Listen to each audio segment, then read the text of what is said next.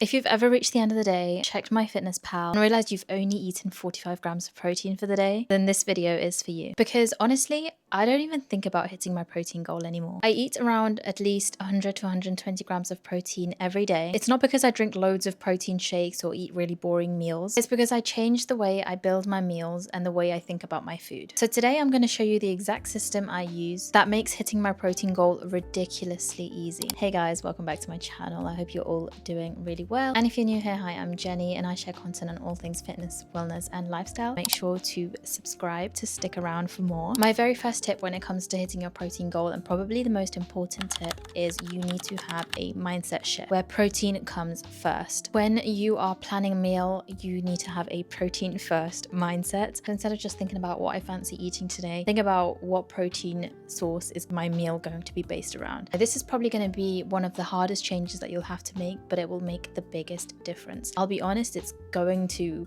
completely change your life. Like, it's going to change the way you think about food going forward and the way you think about meals. You're not going to think about meals the same way anymore, but it's going to make such a big difference when it comes to hitting your protein goals, eating a high protein diet consistently. So in the past, when I used to think about what I wanted to eat, it was very carb focused, I'd say. I'd usually think about the type of carb that my meal would be based around, if it was going to be like a rice-based dish or if I was going to have some noodles. But now I think about the protein source first and build my whole meal around it. So I think about what kind of protein I feel like having or what I have in the house, and that will determine what I'm going to eat. And the same way when you go grocery shopping, I gravitate towards the meat aisle first. Whatever I buy there will determine the rest of my grocery shop, because that will determine what my meals are going to be. So like I said, it's going to be a very big change as to how you think and your mindset, but it's going to make a world of a difference. My second tip is to front load your protein. I aim to get around at least 30 grams of protein in at my breakfast. And trust me when I say this, front loading is the best strategy, because if you get like only 8 grams of protein in at breakfast, you're gonna spend the entire day chasing protein. Whereas if you get 30 grams in at breakfast, you're already almost a third of the way there, and it makes it so much more achievable and sustainable and realistic to hit your protein goal for the rest of your day with the rest of your meals. And I know this might sound like a lot, but you can gradually build yourself up to it, and it's actually much more achievable than you think. I personally don't like to eat a huge breakfast, but I still manage to get in around 30 grams of protein in my breakfast, whether that be 2 or 3 eggs or a lean meat source such as chicken sausages or maybe some bacon. I know a lot of people like to have turkey bacon or beef bacon. I love to have cottage cheese on my toast, which is such a great source of protein. But you can also think about the milk that you have in your coffee. That's another source of protein, or a yogurt bowl. It is definitely achievable, and it is such a great little hack. My next tip would be to have some solid high protein meal options that you can have on repeat, and you just have them in your rotation throughout the weeks. I basically have the same 3 dinners that I eat on repeat that I know that I love, that are reliable and are going to get me to my protein goal, a solid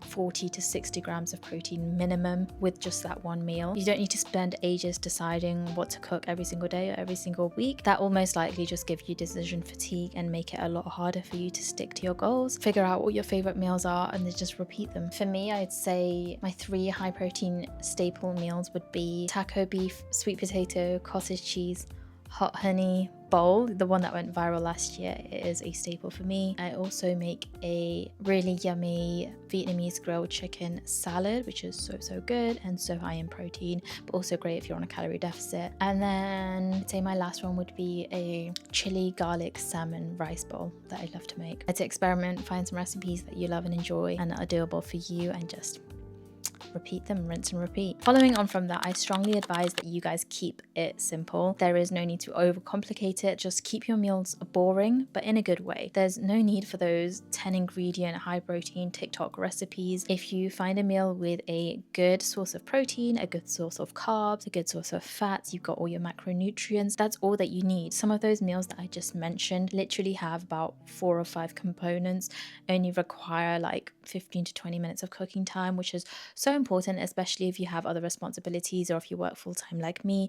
You can't spend hours cooking in the kitchen every single day. It's just not achievable, it's not feasible. So yeah, keep things simple, guys. I think it's really important that you find sources of protein that you know that you like and that you can eat on repeat and that you find easy to eat. There are so many sources of protein out there and they are all so good in so many different ways, and it's really important that you do keep things varied. Don't be eating the same thing every single day, but not everything is for everyone, so try different things and see what works for you and what works for your lifestyle.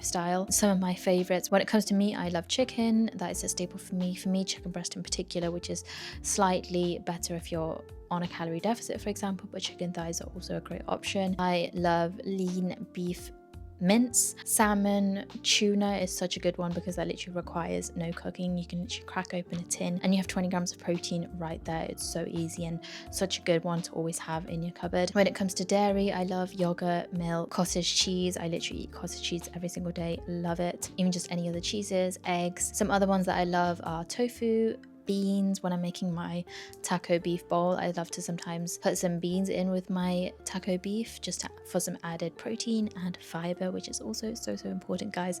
I know this video is all about protein, but don't forget your fiber. Next, I think it's so important that you have some easy high protein snacks on hand at all times that you can rely on when you're falling behind, because I know we've all been there. It's the end of the day, it's almost time for bed, and you've got 20 more grams of protein to get in or 40 more grams of protein to get in. I think it's so important that you have something small all the time that you know that you can rely on, sort of like an insurance policy. For me, sometimes it's chicken chipolatas that I like to cook at the start of the week, and I always have them in my fridge. They're about 5 to 6 grams of protein each. They're so reliable. I know that if I'm falling behind, I can just have a couple of them and they're so easy to eat. Or it might be some boiled eggs that you have prepped, or a nice easy little Greek yogurt bowl, or even a protein shake or a protein bar. I like to mainly eat whole foods and get all my protein from whole food sources. I think that is definitely possible, but we all live very busy lives and it's not always the easiest to get all of your protein from whole food sources. So sometimes you might have to rely on that protein shake or that protein bar, and that's completely fine. It could literally be anything. Find what works for you. We all have different tastes, so